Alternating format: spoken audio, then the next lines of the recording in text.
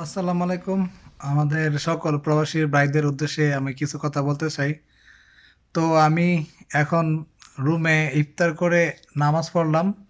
তো মাগরিবের নামাজ পড়ে আইসা শুয়ে রইলাম।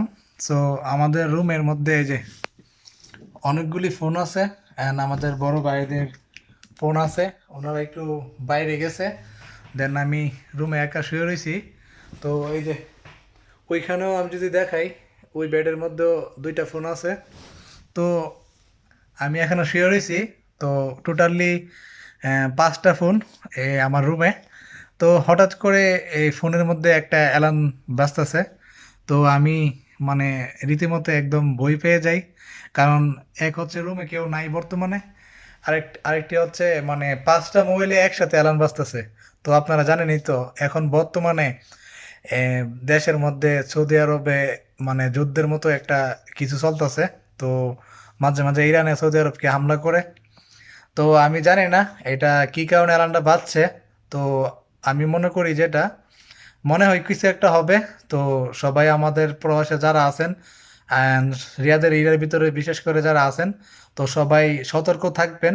অ্যান্ড অ্যান্ড কি কারণে অ্যালার্মটা আসছে এটা আমি সঠিকলি জানি না। তো আমি যতটুক আমার ফোনে এবং আমাদের আশেপাশের সবার ফোনে অ্যালার্মটা আসছে, তো আমি সবাইকে এই কারণে সতর্ক বার্তা দিতেছি। তো এটা অ্যালার্মটা কি কারণে আসছে, তো এখানে আমি একটু মেসেজটা পড়লাম। তো দেখা যাচ্ছে আপনার মানে সবাইকে রুম থেকে বাইরে হওয়ার জন্য নক করছে। তো এটা আরও আরবিতে কিছু লেখা আছে। তো আমি সবগুলি আরবি পড়তে পারি নাই। অ্যান্ড এটা আমি আসলে বুঝতে পারতেছি না এটা কী কারণে। তো সবাই যারা যারা দেশে আছেন এবং আমাকে দেখতেছেন, আমাদের আত্মীয় স্বজন আছেন, সবাই আমাদের জন্য দোয়া করবেন। তো জানি না কপালে কি আছে। দেন আমরা এখন বর্তমানে বাইর হয়ে যাব। তো আমরা এখন এশা নামাজ পড়তে যাব। তো আমরা এখন রওনা দিয়ে দিব মসজিদের উদ্দেশ্যে। তো ওইখানে গিয়ে তারাবি নামাজটা পড়বো। আর সবাই দোয়া করবেন আমাদের জন্য, যেন এরকম কোনো একটা বিপদ আমাদের এই রিয়াদ এরিয়ার ভিতরে না হয়। তো সবাই ভালো থাকবেন, সুস্থ থাকবেন।